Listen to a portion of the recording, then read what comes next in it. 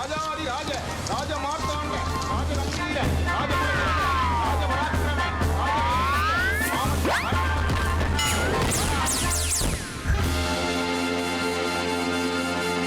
வணக்கம் மக்களே, இது நியூஸ் 18 தர்பார். நான் உங்க எழில்.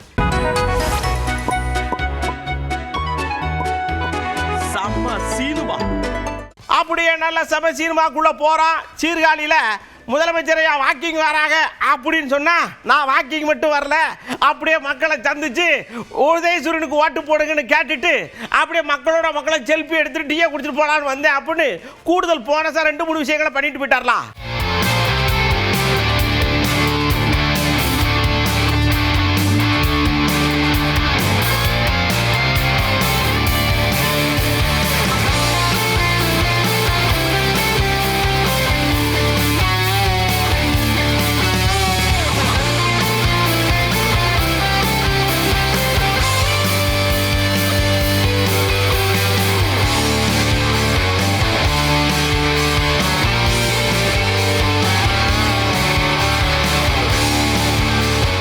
அப்படியே திருச்சியில் பாருங்க, ஒரு உண்மையான விசுவாசி போல் இருக்கு. அவருக்கு என்னன்னா, தலைவர் வரலைங்கிற ஆதங்கம் அவருக்கு மட்டும் இல்லை, வேற யாருக்கு வந்துடக்கூடாது. அவரை மாதிரியே ஒரு 6 அடிக்கு சிலையை செஞ்சு அந்த வண்டியில வச்சு அப்படியே கூட்டிட்டு வரார்.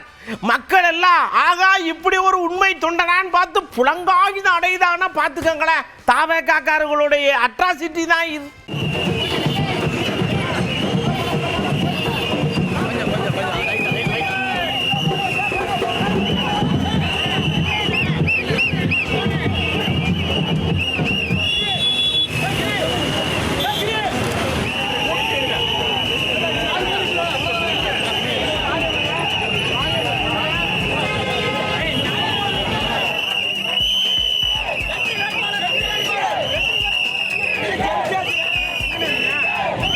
நீங்க என்னையா சிலைய கொண்டாடுறது, நாங்க வாருங்க கலைஞர் மாதிரியா வேஷம் போட்டு ஆளை கூட்டு வரும் சொல்லி இங்க டிஎம்கே காருங்க அவங்க வேற லெவல்ல அட்ராசிட்டி பண்றாங்க பாருங்க.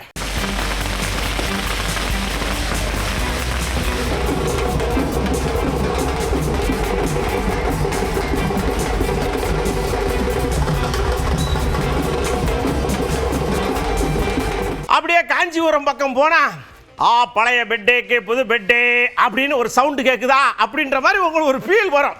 ஏன்னா சிலிண்டரு, ஃப்ரிட்ஜு, அப்புறம் இன்னொரு இத்தியாதிலாம் அதிமுகவுடைய இந்த திட்டங்கள்லாம் இருக்குல்ல, அதை அப்படியே வண்டியில் வச்சு இழுத்துட்டு போகிறாங்க.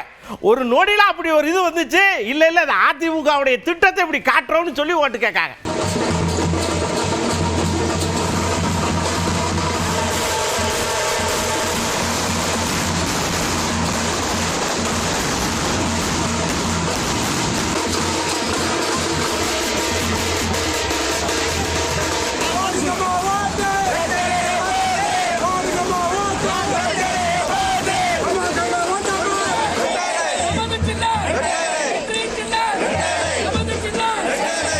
திருவண்ணாமலையில் வேலையா ஓட்டு கேட்க போறாரு. அங்கனக்குள்ள இருந்த மக்கள்லாம் கொஞ்சம் முகம் வாடி போய் இருந்துச்சு. சடக்குன்னு அங்கனக்குள்ள புறாவெல்லாம் கொண்டு வந்த ஆளுகளை பிடிச்சி புறா வாங்கி அப்படி பறக்க விட்ட உடனே சட சட சடன்னு சத்தம் கேட்ட உடனே மக்கள்லாம் உற்சாகமாயிட்டாங்க. போடுங்கம்மா ஓட்டு அப்படின்ட்டாங்கலாம்.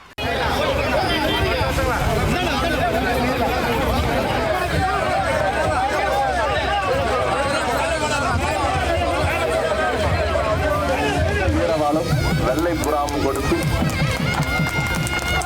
தங்களுடைய மரியாதை செலுத்துகிறார்கள்.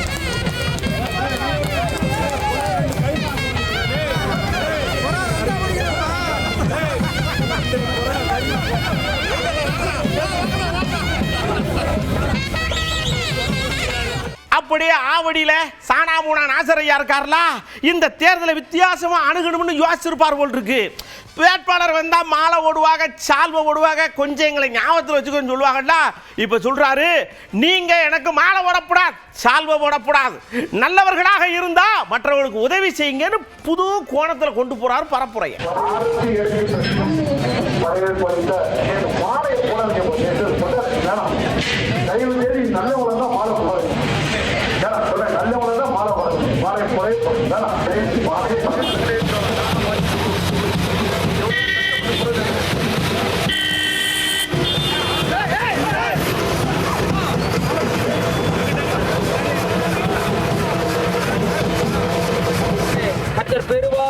வாக்கு வித்தியாசத்தில் வெற்றி பெற்று இந்த ஆவடியினுடைய மக்களுக்கு ஆண்டவரே இன்னும் அதிக நன்மைகள் நல்ல வளர்ச்சி பணிகள் உண்டாகத்தக்கதாக கர்த்தர் உம்முடைய மகனுக்கு நல்ல தயவு பாராட்டுவீராக. இளைஞர்களின் ஓட்ட கவரணும்னா இளைஞர்களோட இளைஞரா நம்ம உட்காரணும்னு யாரோ சொல்லியிருப்பா போல் இருக்கு. திருவள்ளூர்ல பாமக வேட்பாளர் என்ன பண்ணார், நேர காலையில சிம்முக்கு போனார். அங்கே ஊரான் தண்டால் பஸ்கியெல்லாம் எடுத்துட்டு இருக்க இவர் எடுத்து, தம்பிகளா ஓட்டு போட்டுங்க என்ன, அப்பனத்தான் உங்களுக்கு இது மாதிரி 10 சிம்மு வச்சு தருவேன் அப்படின்னு கையை தூக்கி ஆட்டுதார்.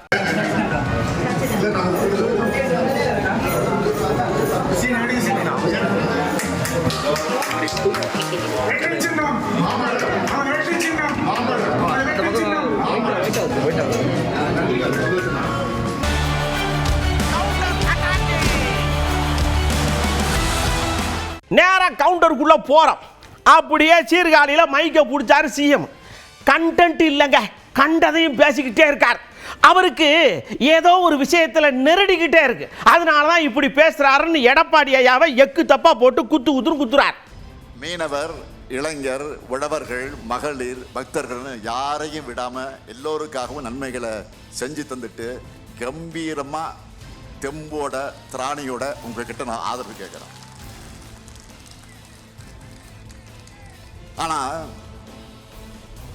இப்படி பேசுறதுக்கு எந்த கண்டென்ட் இல்லாம கண்டதையும் பேசுகிற ஒரு எதிர்க்கட்சி தலைவரா பழனிசாமி வலம் வந்து கொண்டிருக்கிறார். இப்ப அவரே முதலமைச்சரா மட்டும் இல்ல, எதிர்க்கட்சி தலைவரா இருக்கவும் தனக்கு தகுதி இல்லை என்பதை போல நடந்து கொள்கிறார். தன்னுடைய தராதரம் இல்லாத பேச்சுக்களால் தன்னையும் தன்னுடைய கட்சியையும் மக்கள்கிட்ட அசிங்கப்படுத்தி கொண்டிருக்கிறார். 2026 தேர்தல் முடிவுகள் பழனிசாமி என்ற அசிங்கத்தை அரசியலிருந்த துடை தெரியணும். சடக்குன்னு எடப்பாடி ஐயா காதுக்கு இது போகுது. அவர் என்ன பண்றாரு, சாப விடுற மாதிரியே சொல்றாரு, உங்ககிட்ட ஏகப்பட்ட கட்சி கூட்டணியா இருக்கிறான், ஆனா அவிய ஓட்டு பூரா உங்களுக்கு வராது போங்க அப்படின்னு சாப விடுதார். இப்படி இருக்கும்போது 5 லட்சம் கோடி கடன் வாங்கிட்டீங்க. 5 லட்சம் கோடி இது யார் ஐயா கட்டுறது? யாரு கட்டுறது? நீங்க தான் கட்டணும். நான் உட்பட நீ அத்தனை பேரும் நாம தான் கட்ட வேணும். இவர் பாட்டு கடன் வாங்கிட்டு போயிட்டாரு, கடன் வாங்கி வச்சுட்டு போயிட்டாரு. ஏன்னா இந்த தேர்தலோட திமுக வரப்போறது இல்லை முடிவு பண்ணிட்டாங்க. இன்னைக்கு பத்திரிகையில் பார்த்தேன், என் மீது வழக்கு போடுறேன், போடு, யார் வேணாங்கிறா, நான் வழக்கை பார்த்து தானே வந்திருக்கிறேன். அப்படியே நம்ம செங்கோட்டை என்னாச்சு, இடையில ரொம்ப நாளாக மூச்சு காட்டாமல் இருந்தார். இப்போ சடக்குன்னு திருநெல்வேலிக்கு போய், ஐயா எங்கள் தலைவர் விஜய் வந்தாலே டபக்குன்னு கட்டையை போடுறாங்க முட்டுக்கட்டையை, ஆனாலும் நாங்கள் அப்படியே ஜம்ப் பண்ணி பிரச்சாரம் பண்ணி சீட்டில் உட்காருவோங்கார். சென்னையில் மட்டும்தான் சில விதிமுறைகளில் உட்பட்டு நிகழ்ச்சியில் அவரால் சென்று பல்வேறு இடங்களுக்கு நிகழ்ச்சியை கலந்து கொள்ள முடியாத சூழ்நிலை ஏற்பட்டு வருகிறது. ஆனால் தமிழகத்தில் அவருடைய சுற்றுப்பயணத்தை நாங்கள் என்னென்ன விதிமுறைகள் இருக்கிறதோ அந்த விதிமுறைக்கு உட்பட்டு நாங்கள் செய்கிறோம். அங்கேயே தான் செய்கிறாங்க, இல்லை பல தடைகள் இருக்கிறது. ஆனால் இப்போல்லாம் அந்த விதிமுறைகள் என்ன, ஒரு கூட்டத்தில் மட்டும்தான் பேச சொல்கிறாங்க. அன்றைக்கில் அம்மா வரும்போது 25 கூட்டம் 30 கூட்டம் பேசிட்டு வந்துடுவாங்க லாஸ்ட் பாயிண்ட் வரைக்கும். அது இன்றைக்கு அது இல்லைங்க. நம்ம கார்த்திக் சிதம்பரம் நினச்சிருக்காள்ல, அவங்க சொல்லுதாங்க, இந்த தாவேக்கா இருக்கிற தலைவருக்கும் சரி, அவங்க இருக்க பொறுப்பாளர்களும் சரி, தொண்டர்களும் சரி, எந்த டெசிஷனை யார் எடுக்கான்னு தெரிய மாட்டாங்க. ஆவுன்னா சடக்குன்னு முதல்வர் மேலே பழிய போகிறதே அவளுக்கு வேலையாக போச்சு. முதல்ல இது யாராவது எடுத்து சொல்லுங்கப்பான்னு கேட்டுக்கிறார்.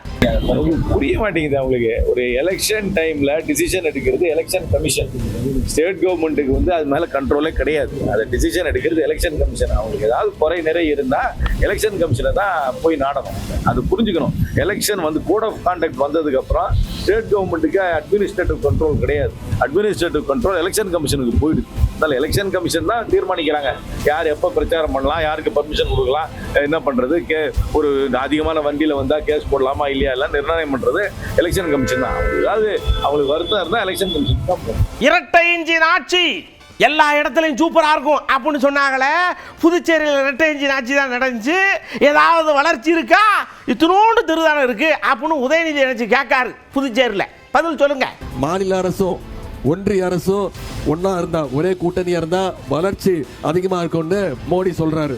இன்னொன்று என்ன சொல்றாரு, டபுள் இன்ஜின் சர்க்கார் அப்படின்னு சொல்றாரு.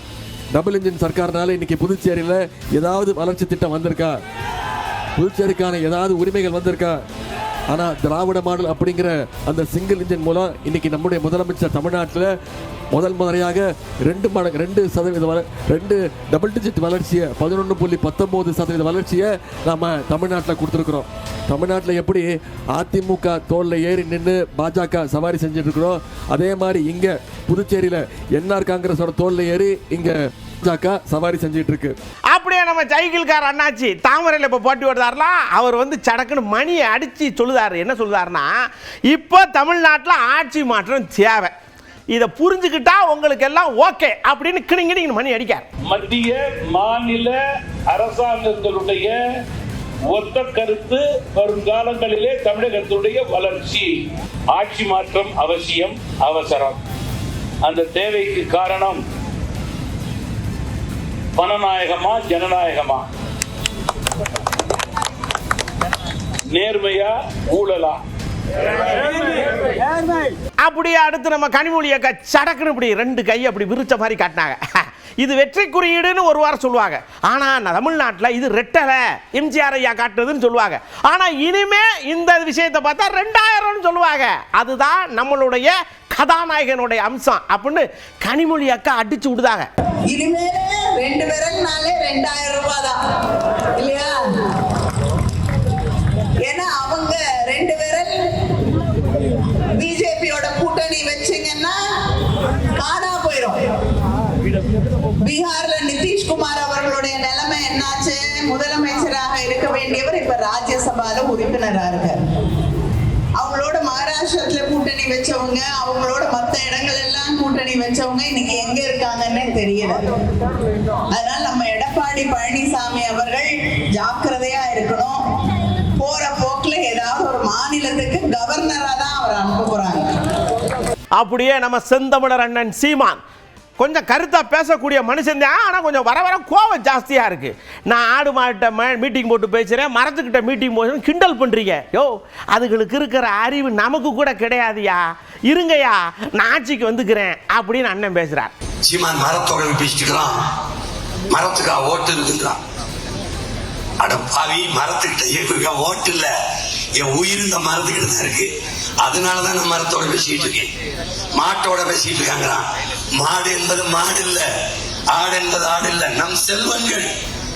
எல்லா உலக பேரறிஞரும் சொல்றான், ஆடும் மாடும் மொபைல் பேங்க்ங்கிறான், நடமாடும் வைப்பகங்கிறான். பால் குடிக்கணும், நெய் திங்கணும், தயிர் திங்கணும், மோர் குடிக்கணும், வெண்ணெய் போடணும், தோசையில நெய்யை ஊற்றி நல்லா சாப்பிடணும். ஆனா மாடு வளர்த்தப்பட பைத்தியங்களே. 2016 முயன்றோம், தேர்தல் களத்திலே வந்தோம், போட்டிட்டோம், முயற்சி தோற்றோம். மறுபடி 2019 முயன்றோம், அது மறுமுயற்சி தோற்றோம். மறுபடி 2021 நின்றோம், அது தொடர் முயற்சி தோற்றோம். மறுபடி 2024 நின்றோம், அது விடாமுயற்சி தோற்றோம். இப்போது 2026 அதே களத்தில் தோல்வி என்பது முகத்தில் தெரியாது, அதே உற்சாகத்தோட பாயிரும். இப்போது இது முயற்சி இல்லை என்ற பெற்றோர்களே, இப்போது முயற்சியை உடன் பிறந்தார்களே, அசைக்க முடியாத நம்பிக்கை. ஐயா, நான் வாரத்தில் ஒரு நாள் தான் வெஜ்ஜு சாப்பிடுவேன், அதுவும் எங்கள் வீட்டம்மா கண்டிஷனாக சொன்னதுனால. மித்த நாள் பூரா நான்வெஜ்ஜு தான் சாப்பிடுவேன். நான் போய் மீனாட்சி கோயிலில் இருக்க சுற்றி இருக்கிற நான்வெஜ்ஜு கடையை அடப்பனா யாரோ புரளியை கிளப்பி விட்டுருக்கா. ஐயா நம்பாதிய, ஆனால் ஓட்டு போடுங்காரு சுந்தர்ஜி.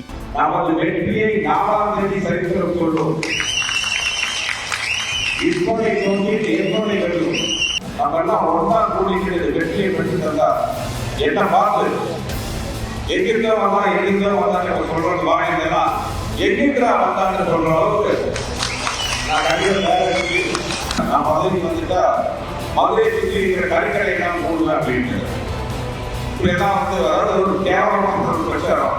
அதை கொண்டாடி கேட்டாங்க, அவங்க தெரியும். நானே வாரத்துக்கு வேலை பண்ணுறதும் நீங்க 6 நாளும் வந்து கறி சொல்லலாம் சாப்பிட மாட்டேன். மதுரைக்கு வந்தோடனே ரொம்ப சந்தோஷம், போடுற கறி தோசை சாப்பிட்ற சந்தோஷம். என்ன மாதிரி சொல்றாங்க, நம்ம ஜெயிச்சோட மிகப்பெரிய நிறுத்தி கொடுப்போம் அறிவித்து அதனால போயிட்டு வந்து மரணம் தூக்குவோம். அப்படியே நம்ம சுந்தர்சி அண்ணாச்சி ஓட்டு கேட்க போகும்போது செல்லூர் அண்ணாச்சி கூட சேர்ந்தார். சரி கூட்டணி கட்சிக்கார் தானே ஓட்டு காப்பாரலாம் அப்படின்னு சொன்னோடனே அன்பு வாக்காளர் பெருமக்களே, நீங்க உங்களுக்கு நல்லா தெரியும் குஷ்புக்கு கோயில் கட்டுறது யாரு அப்படின்னு கீழே இருந்து சொல்லுறாங்க, நீங்க சொல்லுங்க அப்படின்னு சொல்றாரு. இந்த பக்கம் குஷ்பு என்னாச்சு, அண்ணாச்சி எனக்கு ஓட்டு கேளுங்க அண்ணாச்சிக்கிற மாதிரியே பரிதாபமா நிக்காரு. தமிழகத்தில் கோயில் கட்டி ஒரு நடிகைக்கு கோயில் கட்டினாங்க. யாருக்கு யாருக்கு கோயில் கட்டினாங்க? யாருக்கு கேட்கல? என்னன்னா கேட்கல. அவங்கதான் சொல்றேன் எப்படி பேசினாங்க. இருவரும் மீனாட்சி சுந்தரேஸ்வரர் மாதிரி அழகு சுந்தர நல்லா சொல்லு, நல்லா சொல்லு, நல்லா சொல்லு. அந்த பேரை அவர் வெற்றி என்பது மதுரை மண்ணுக்கு கிடைக்கிற வெற்றி, நாம் கும்புடைய சாமிக்கு கிடைக்கிற வெற்றி. பாரத் மாதாக்கு பாரத் மாதாக்கு.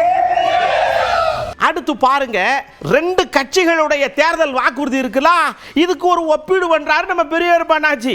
திமுகவுடைய தேர்தல் வாக்குறுதி தங்கத்துக்கு சமமானது, இங்க அதிமுகவுடைய தேர்தல் வாக்குறுதி செல்லாத நோட்டுக்கு சமமானது. எது வேணும்னு நீங்க முடிவு பண்ணிக்கோங்காரு. அவருடைய வாக்குறுதி என்பது செல்லாத நோட்டுக்கு என்ன மரியாதையோ அதுதான் பழனிசாமியுடைய வாக்குறுதிக்கான வேல்யூவேஷன். ஆனால் நம்முடைய தலைவர் அண்ணன் தளபதி அவருடைய வாக்குறுதி அப்படின்னா தங்கத்துக்கு இணையான மதிப்பு அவருடைய வாக்குறுதிகளை கொண்டு, இன்னும் கரன்சியில் சொல்லணும்னா US டாலருக்கு என்ன வேல்யூ வேர்ல்டு வைடு இருக்கோ அத்தகைய வேல்யூ நம்முடைய திராவிட முன்னேற்ற கழகத்தின் தலைவர் அண்ணன் தளபதி அவருடைய வாக்குறுதி. தமிழ்நாடு எப்பயுமே டெல்லிக்கு அவுட் ஆஃப் கண்ட்ரோல் தாங்க அப்படின்னு நம்ம சிஎம் டெபுட்டி சிஎம் சொல்லிக்கிட்டே இருக்காங்கல்ல. இதை நாஞ்சில் சம்பத்தையா சொல்றாரு. இப்படி சொல்லிக்கிட்டே இருக்கிறதுனால தான் ஒன்றுக்கு லெட்டர் எழுதிக்கிட்டே இருக்கிய, எனக்கமா போனீங்கன்னா எல்லாம் வாங்கிடலாம்டா அப்படிங்கார். தமிழ்நாடு அவுட் ஆஃப் கண்ட்ரோல் என்று சொன்னால் தமிழ்நாட்டில் இன்றைக்கு நிதி பகிர்வில் வஞ்சிக்கப்படுகிறது. அதற்கு நீங்கள் எந்த வகையில் எதிர் நடவடிக்கை ஆற்றினீர்கள்? தொடர்ந்து அவர்கள் செய்து கொண்டே இருப்பார்கள், நீங்கள் வேடிக்கை பார்த்து கொண்டே இருப்பீர்கள். நீங்கள் டெல்லிக்கு கடிதம் எழுதி கொண்டே இருப்பீர்கள் என்றால் இந்த கடிதத்தை விட காதல் கடிதம் எழுதுங்கள். ஆகவே தமிழ்நாட்டினுடைய உரிமை பற்றி உங்களுக்கு கவலை இல்லை. அவுட் ஆஃப் கண்ட்ரோலாக நீங்கள் இல்லை, அடிமைகளாகத்தான் இருக்கிறீர்கள். உங்கள் வேடம் விரைவில் கலையும். அதாவதுங்க, நாளொரு மேனி பொழுதொரு ஒன்று வெயில் தனால சுள்ளுன்னு இருக்கு. ஒரு 40-45 வயசை கடந்தாலே வெயிலுக்குள்ளே போயிட்டு வர்றதுக்கு தவிக்குது. ஆனால் இங்கே அரசியல் களத்தில் பாருங்க, முதுபெரும் அரசியல்வாதி நல்ல நகைச்சுவை பேச்சாளர் துரைமுருகன் ஐயா இந்த வெயிலுக்கு டாக்கு பிடிச்சி எப்படி பிரச்சாரம் பண்ணுறாரு பாருங்க. மக்களின் உரிமை தொகை 1000 ரூபாய் கொடுத்து கொண்டிருந்தோம், இப்போது 2000 ரூபாயாக அதை மாற்றி இருக்கிறார். மறந்து விடாதீர்கள், உதயசூரியன் அது கலைஞரை சின்னம், கடவுளை சின்னம், அது உங்கள் சின்னம், அது மறந்து விடாதீர்கள். அப்படியே லால்குடி தொகுதி வேட்பாளர் லீமா ரோஸ் என்ன சொல்றாங்கன்னா, இந்த தொகுதியை பார்க்கும்போது எனக்கு ரத்த கண்ணீர் வருது. 40, 50, 60 வருஷத்துக்கு பின்னாடி இருக்கு இந்த தொகுதி, என்னை ஜெயிக்க வைங்க, சடக்குன்னு முன்னாடி கொண்டு வரேன் அப்படிங்காங்க. ஏன்னா இப்போ இருக்கிற வேட்பாளரையே பெரிய பணக்கார வேட்பாளர் அவங்க தானே. நாங்கள் ஒரு மார்டின் தொண்டு நிறுவனம் வச்சுருக்கிறோம். மார்டின் சேட் ஆஃப் ட்ரஸ்ட்டு, பிலிப்பு சேட் ஆஃப் ட்ரஸ்ட்டு, மார்டின் ஃபவுண்டேஷன், அந்த மாதிரி 3 தொண்டு நிறுவனம் வச்சுருக்கிறோம். அதில் பல கோடி மக்களுக்கு யாருன்னே தெரியாமல் முகம் தெரியாதவங்களுக்கு நான் செஞ்சிட்ருக்கிறேன். லால்குடி மக்கள் என்னுடைய மக்கள். அந்த மக்களுக்கு நான் இந்தியாவிலேயே திரும்பி பார்க்கும் அளவுக்கு, தமிழ்நாட்டையே திரும்பி பார்க்கும் அளவுக்கு லால்குடி தொகுதியை நான் தத்தெடுத்து கண்டிப்பாக இந்த மக்களுக்கு 5 வருஷத்தில் 40 வருஷம் 50 வருஷம் பின்தங்கி இருந்த லால்குடியை நான் வந்து நம்பர் 1 லால்குடியாக நான் மாற்றி காண்பிப்பேன் என்று.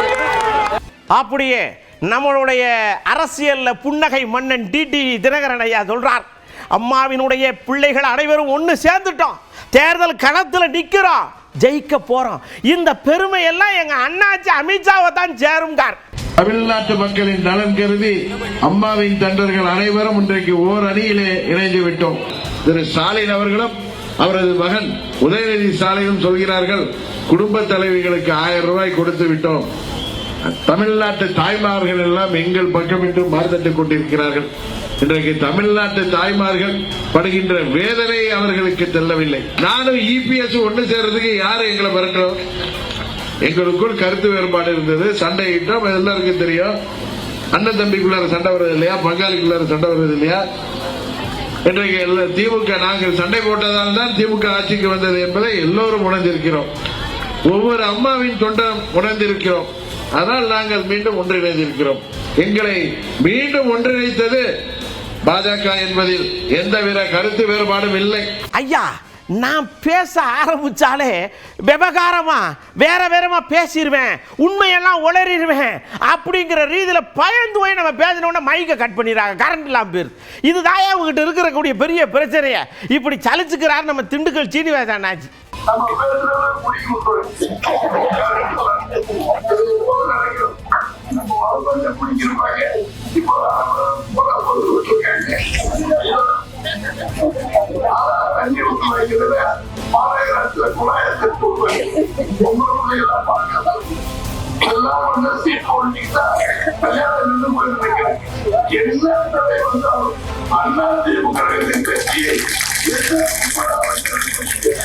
ஐயா, நீங்க இங்க நிக்கிய உங்களுக்கு இங்கே வீடே இல்லை, அப்புறம் இங்கே இருக்கக்கூடிய தொகுதியில் இருக்கக்கூடிய தெருக்களில் இருக்கக்கூடிய சந்து பிரச்சனைலாம் உங்களுக்கு எப்படி தெரியும்?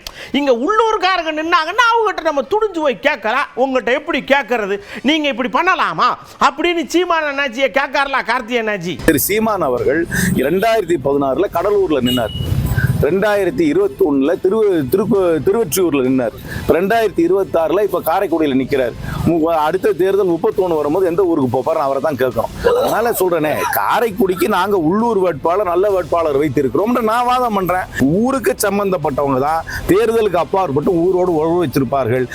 திரு சீமான் அவர்களுக்கும் காரைக்குடிக்கும் எந்த விதமான சம்பந்தமும் இல்லை என்ற வாதத்தை வைக்கிறேன். இப்படி கார்த்திகை ஐயா சொன்ன உடனே சீமான் அண்ணனுக்கு கோவம் வருமுடா. அவர் கேட்காரு, ஏங்க இங்கே வீடு இருந்தால் தான் போட்டி ஓடணுமா? தமிழ்நாடு யா வீடுங்க, நான் எங்கே வேணாலும் போட்டி விடுவேன். சரி, இப்போ நான் கேட்கலாமா? வயநாட்டில் உங்கள் தலைவர் போட்டிட்டார், அவருக்கு அங்கே வீடு இருக்கா கேட்கலாம்ல? நான் கேட்க மாட்டேன், ஏன்னா நான் அப்படித்தான் அப்படின்னு சீமான் அண்ணாச்சி பதில் சொல்றார். அதுக்கு இப்போ அவருக்கு என் தம்பி சொல்லிக்குவாங்க, அவங்க அப்பா பேசட்டும், அப்பா சிதம்பரம் பேசட்டும், அப்பா சீமான் பேசட்டும். ஒரு சிறுவிளத்தனமான இது. ராகுல் காந்தி வயநாடுல போய் போட்டிட்டாங்க, அங்கே ஒரு போட்டும் வீடு இருந்துச்சு. அவருக்கு அப்புறம் அவங்க தங்கச்சி போய் நின்றுச்சு, பெரிய ஓட்டும் வீடு இருந்துச்சு. ஓட்டும் வீடு இருக்கிறவங்க அந்தந்த தொகுதியில் போட்டிடணும்னா நீ இந்திய பற்றி பேசுற, தேசிய ஒருமைப்பாடு, ஒரே நாடு, ஒரே ரேஷன் கடைலாம் நீங்க தானே, ஒரே வரி சரங்கு சூரியெல்லாம் கொண்டு வந்து நீங்க தானே. என்ன பாருங்க எப்படி பயம் அந்த நடுக்க, அந்த பயம் உங்களுக்கு இருக்குங்க. காரைக்குடியில எனக்கு வீடு இல்லை, ஓட்டு இல்லை, இந்த நாடே என் வீடு. நான் ஒட்டுமொத்த தமிழ் தேசிய மக்களின் செல்ல மகன். நான்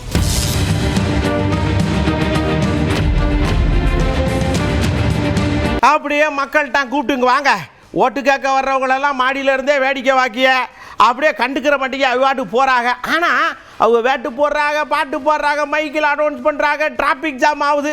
இதில் எது உங்களை ரொம்ப எரிச்சல் படுத்துது? வேட்டு போடுறதா, இல்லைன்னா ரொம்ப நேரம் வெயிலில் நிற்க வைக்காங்களே அந்த மாதிரியா? சொல்லுங்களேன் அப்படின்னா உண்மையிலேயே கடகடன் பதில் வருது. தெருவுக்குள்ள மோளம் அடிச்சுட்டு போகிறதெல்லாம் பார்த்தீங்கன்னா ரொம்ப இதாக இருக்குது. ஒரு சின்ன சந்தில் அவ்வளோ மோளம் அவ்வளோ சத்தம் வைக்கிறதெல்லாம் மக்கள் ரொம்ப இது பார்க்க போனால் வாக்களிக்கலாமா வேண்டாமான்னு மக்கள் நினைக்கிற அளவுக்கு பண்ணிடுறாங்க. கட்சிக்காரங்க என்ன பண்ணுறாங்கன்னா பட்டாசு வெடிச்சு ரொம்ப அலப்பறை பண்ணுறாங்க. அதெல்லாம் கொஞ்சம் குறைச்சிக்கணும். இந்த பட்டாசு வெடிக்கிறது பொதுமக்களுக்கு இடையூறாக இருக்குது. டவுன் பஞ்சாயத்தில் சோறு விளம்பரம் கிடையாது, நகராட்சியில் கிடையாது, பேரூராட்சி, அடுத்தது மாநகராட்சியெலாம் சோறு விளம்பரம் கிடையாது. அது ஒரு நல்ல அமைப்பாக அமைஞ்சிருக்குது. அதே போல் இன்னைக்கு கிராம பஞ்சாயத்தில் இந்த சோறு விளம்பரம் எல்லாம் வேண்டாம் வச்சா அது நல்லா இருக்கும். அந்த ஒலிபெருக்கியினுடைய அந்த வால்யூம், அதாவது சவுண்டை குறைத்து வைத்து பொதுமக்களுக்கும் கேட்க வேண்டும். ஆனால் அவர்களுக்கு எந்த விதமான பாதிப்பும் இல்லாத வகையில் தேர்தல் பரப்புரை செய்வது நன்றாக இருக்கு. மைக் செட்டு ஸ்கூலுன்னு பார்க்க மாட்டேங்கிறாங்க, காலேஜுன்னு பார்க்க மாட்டாங்க, ஒரே சவுண்டு. ஹாஸ்பிட்டலு, போக்குவரத்து இடைஞ்சல், ஒரே சவுண்டாக இருக்குது. முக்கியமாக எந்த ஒரு வாக்குறுதின்னு ஒன்று கொடுப்பாங்க பார்க்கணும். ரிப்பீட்டட் 5 வருஷத்துக்கு ஒருக்கா திருப்பியும் அதவே தான் சொல்லுவாங்க. நிறைவேற்றாங்களோ இல்லையோ அதவே வேலை வாய்ப்பு தருவோம், அது வாங்கி தருவோம், இது வாங்கி தருவோம், விலைவாசி குறைப்போம்னு சொல்லுவாங்களே தவிர ஆனால் எதுவும் நடக்குதா அப்படின்னா தெரியாது. மக்களுக்கு எந்த இடையூறும் இல்லாமல் வெடி வெடிக்கிறது, ஒளிபெருக்கி சத்தமாக வைக்கிறது, அதை மட்டும் தவிர்த்தாலே போதும். இங்கே வந்து பார்த்தீங்கன்னாக்கா நம்ம அன்றாட காட்சி அவசரத்தை கொண்டு போகிற காசை இடையில நிறுத்தி பிடிக்கிறது நம்மளுக்கு கொஞ்சம் பிரச்சனை இருக்கு. பைக்கில் போவோம், திடீர்னு வந்து இப்படி மோதுவாங்க, அப்போ உடனே அந்த கோஷம் போடுவாங்க ஒரு மாதிரியா. அந்த மாதிரி எதுவும் இடைஞ்சல் இல்லாமல் அவங்க சாட்டி நாசுக்கா டீசெண்டான முறையில் போனாங்கன்னா ஓட்டு கேட்டுக்கிட்டு அவங்களுக்கும் கொஞ்சம் நல்ல பேராக இருக்கும். மக்கள் எல்லாம் வெயிலில் நின்று ரொம்ப நேரம் வந்து டிராஃபிக்கில் வெயிலில் நின்று கஷ்டப்பட்டாங்க. ரொம்ப இதுவே ஒரு எரிச்சல் ஊட்டிய ஒரு விஷயந்தான். வேட்பாளர் வெளியே வராருன்னு சொன்னால் அவர் கூட சுமார் வந்து ஒரு 100 பேர் 200 பேர் வெளியே வராங்கன்னு சொன்னால் பப்ளிக்கில் வந்து மக்களுக்கு டிஸ்டர்ப் அதிகமாக இருக்குங்க. குறிப்பாக வந்து மக்கள் வந்து ஈஸியாக நடமாட முடியல. அடுத்த தருவாரில் இதே மாதிரி ஏகப்பட்ட விஷயத்தோட நான் உங்களை சந்திக்கிறேன். அதுவரை உங்களிடமிருந்து அன்போடு விடைபெற்றுக் கொள்வது உங்கள் அன்பு நண்பன் எழில். வணக்கம் மக்களே.